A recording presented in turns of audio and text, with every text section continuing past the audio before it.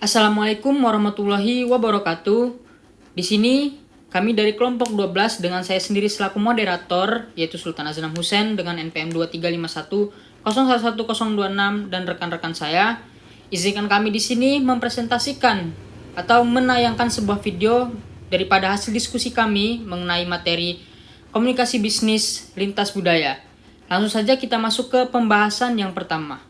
Di sini pembahasan yang pertama yaitu adalah berkomunikasi dalam dan antar budaya. Komunikasi antar budaya adalah sebuah fenomenal interaktif yang terjadi ketika individu dari budaya berbeda saling berinteraksi, membawa nilai-nilai, cara berpikir, perasaan, dan gaya hidupnya. Menurut Latmiral dan Lipyansky 1989, komunikasi antar budaya bukanlah sekadar pertemuan budaya secara abstrak, melainkan jalinan hubungan yang diciptakan oleh individu atau kelompok melalui persepsi mereka satu sama lain, serta melalui nilai, kode, dan proses berpikir yang melekat pada budayanya masing-masing. Proses ini bersifat sistematis dan dinamis, karena hubungan antar individu senantiasa berkembang dan dapat berubah seiring berjalannya waktu. Selanjutnya yaitu sebuah model komunikasi. Representasi skematis model dalam pendahuluan menekankan aktor-aktor yang terlibat dalam komunikasi, yaitu pengirim dan penerima. Ketika berkomunikasi, mereka secara tidak sadar menggunakan kerangka acuan yang secara umum terdiri dari pertama yaitu pengetahuan dalam artian tentang subjek yang sedang dibahas. Kemudian yang kedua pengalaman dalam hal profesional atau individu, dan yang ketiga yaitu norma-norma dalam artian yaitu norma-norma masyarakat tempat mereka tinggal dan nilai-nilai, dan yang terakhir yaitu asumsi dan prasangka terhadap satu sama lain. Baik, selanjutnya yaitu adalah teori komunikasi. Di sini ada 3 teori. Yang pertama adalah model Palo Alto Group, kedua komunikasi antar budaya, dan yang ketiga teori komunikasi barat versus non-barat atau Asia. Menurut model Palo Alto Group, komunikasi ini tidak hanya terlihat atau dilihat sebagai pertukaran pesan antara si pengirim dan si penerima, melainkan sebagai bagian dari sistem komunikasi yang lebih luas, termasuk jaringan hubungan yang tidak dapat dipisahkan. Dalam konteks ini, pesan itu bukanlah hal yang paling utama, melainkan ada hal yang lebih penting lagi, yaitu interaksi dan konteks komunikasinya yang menentukan arah atau makna. Informasi yang disampaikan pun tidak bersifat absolut, melainkan bergantung pada interpretasi para pelaku komunikasinya. Hal ini menjadi semakin penting dalam teori yang kedua, yaitu komunikasi antar budaya, di mana konteks budaya sangat memengaruhi makna yang dipertukarkan. Sebagian besar teori komunikasi itu memang dikembangkan di Barat, sementara pola komunikasi di Asia dapat berbeda sehingga penggunaan metode penelitian Barat seringkali kurang tepat untuk memahami budaya Asia. Jadi, oleh karena itu kita menemukan solusinya. Menurut kesepakatan, solusinya itu adalah lebih baik kita menggabungkan teori Barat dan non-Barat ini, meskipun pendekatan ini tetap berisiko menimbulkan kontradiksi dan inkonsistensi. Jadi apa sih maksudnya dari solusi ini? Nah, yang dimaksud dengan solusi ini adalah maksudnya perlunya penggabungan kedua teori, baik dari teori Barat atau non-Barat, agar pemahaman komunikasi antar budaya ini lebih lengkap dan relevan. Nah, jadi di sini juga ada sebuah diagram, di mana diagram ini menunjukkan bahwa angka kesepakatan untuk solusi gabungan ini menunjukkan angka tertinggi, yaitu berada di angka 90. Kesepakatan ini karena adanya faktor-faktor sebelumnya, di mana yang pertama itu ada teori Barat dominan menunjukkan angka 70. Mayoritas teori komunikasi ini lahir di Barat sehingga perspektifnya cenderung Barat sentris. Kemudian yang kedua kurang sesuai untuk budaya Asia, menunjukkan angka 60. Teori Barat tidak selalu bisa menjelaskan pola komunikasi Asia yang lebih implisit dan kontekstual. Kemudian yang ketiga perbedaan pola komunikasi, menunjukkan angka 55. Gaya komunikasi langsung atau Barat dan tidak langsung atau Asia sering menimbulkan kesenjangan pemahaman.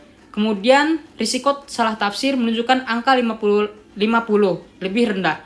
Jika hanya mengandalkan satu perspektif, kemungkinan terjadinya misinterpretasi sangat besar. Nah, dari keempat faktor tersebut muncullah sebuah solusi atau ketemu sebuah solusinya, yaitu dengan cara menggabungkan kedua teori tersebut untuk menyeimbangkan sebuah komunikasi atau pemahaman, meskipun tantangan ini bisa beresiko atau menimbulkan sebuah kontradiksi. Baik, di sini saya beri satu contoh komunikasi Barat dan komunikasi Asia. Untuk komunikasi barat, kita ambil saja satu negara misalnya Amerika. Nah, Amerika ini gaya komunikasinya itu langsung atau to the point atau eksplisit. Bisa kita lihat Presiden Amerika Donald Trump ketika beliau menyampaikan narasinya atau pidato, itu beliau menyampaikan secara lantang, jelas dan to the point. Makna pesannya itu ada di kata-kata yang diucapkan. Tujuannya adalah untuk efisiensi, kejelasan, dan to the point tadi. Jadi ketika mereka sedang ada dalam sebuah rapat, nah orang-orang Amerika ini akan berkata, saya tidak setuju dengan usulan si A, lebih baik kita langsung saja pilih ke si B. Ketika mereka sedang menyampaikan pendapatnya itu, nah orang Amerika ini langsung to the point, mau pilihnya si B karena kurang setuju dengan si A. Tidak secara halus gitu tidak setujunya. Nah, tetapi untuk komunikasi Asia atau misal kita ambil negara Jepang, nah gaya komunikasinya itu tidak langsung atau implisit. Makna pesannya juga banyak bergantung pada konteks, hubungan, dan ekspresi nonverbal. Tujuannya adalah untuk menjaga keharmonian, menghindari konflik terbuka, baik secara komunikasi ataupun fisik. Contohnya, ya kayak tadi, kalau sedang rapat, orang-orang Jepang ini mungkin hanya berkata, usulan ini cukup menarik. Nah, usulan si A ini lumayan menarik lah, cukup menarik. Tapi mungkin ada beberapa hal lain yang perlu kita pertimbangkan. Nah, baik, selanjutnya kita masuk ke pembahasan yaitu bentuk komunikasi dalam praktik bisnis. Banyak saluran komunikasi yang tersedia bagi para manajer. Surat elektronik misalnya menjadi bentuk komunikasi tertulis yang paling banyak atau paling umum digunakan di sebuah perusahaan. Email digunakan untuk berbagai tujuan, baik eksternal maupun internal. Dari ponsel pintar, tablet, atau komputer, para manajer menulis email untuk mengadakan rapat atau memberikannya kepada rekan kerja atau lain-lainnya. Di sini kita bisa lihat ada sebuah tabel. Nah, di sini ada 4 bentuk. Ada sedang, lisan, tertulis, elektronik. Nah, di sini yang pertama ada percakapan, baik percakapan secara langsung atau telepon maksudnya di sini ya. Di percakapan ini kita bisa lihat bentuknya itu apa? Apakah dia bentuknya lisan atau tertulis atau elektronik? Di sini ada 2 bentuknya. Kalau percakapan langsung dia berbentuk lisan. Kalau melalui telepon dia bisa lisan dan elektronik. 2.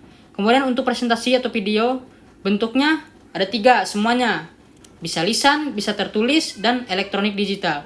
Kemudian jejaring sosial atau daring, kemudian surat atau laporan, yang terakhir konferensi pers, di mana masing-masing ini memiliki bentuknya masing-masing. Selanjutnya, budaya dan pilihan cara komunikasi. Pemilihan cara berkomunikasi dipengaruhi oleh budaya.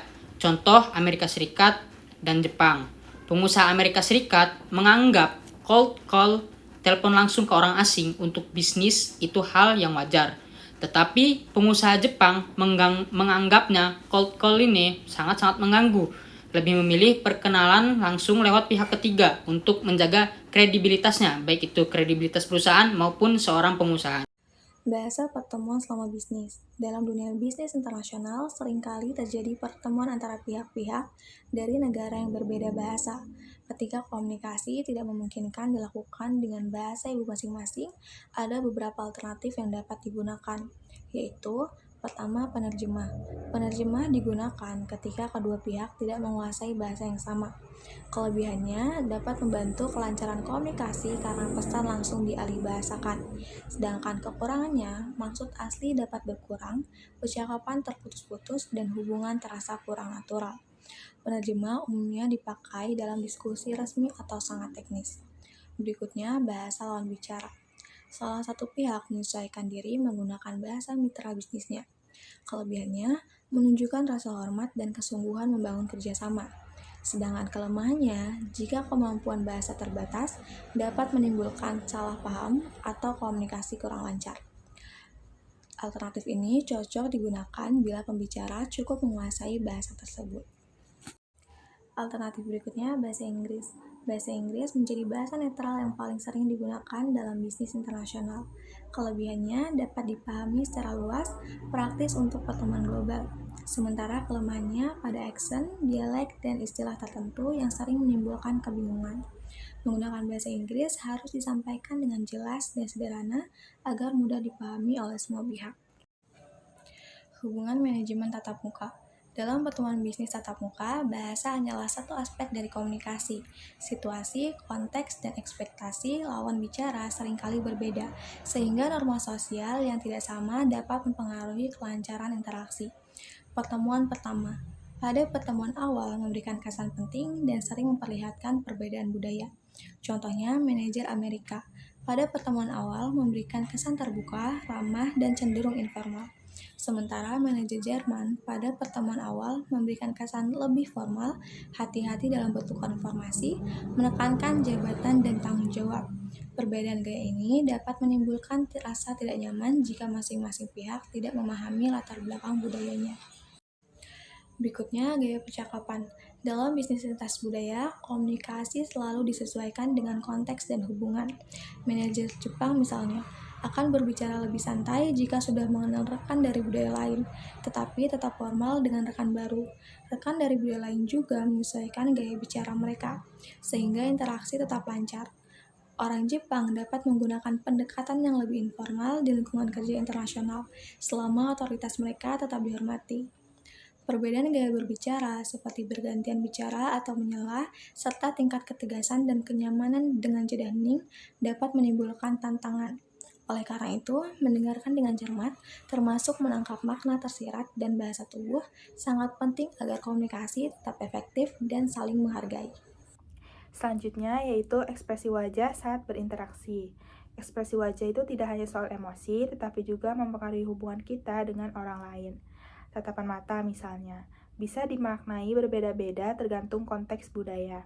Begitu juga senyum di Rusia bisa bermakna negatif, sedangkan di Barat itu identik dengan keramahan. Jadi, ekspresi wajah itu perlu dipahami sesuai dengan latar budaya masing-masing. Oke, selanjutnya itu interaksi melalui penerjemah. Dalam forum internasional, penerjemah sering digunakan untuk membantu kelancaran komunikasi, terutama di wilayah yang kemampuan bahasa Inggrisnya terbatas. Namun, terdapat sejumlah tantangan, contohnya itu sebagai pihak ketiga, penerjemah tidak selalu memahami budaya perusahaan maupun konteks bisnis. Akibatnya, interaksi menjadi kurang personal karena perhatian peserta lebih tertuju pada penerjemah dibanding lawan bicara langsung. Selain itu, meskipun terjemahan tepat, nuansa budaya sering hilang sehingga komunikasi terasa kurang efektif. Oleh karena itu, penggunaan penerjemah tetap perlu disikapi dengan baik.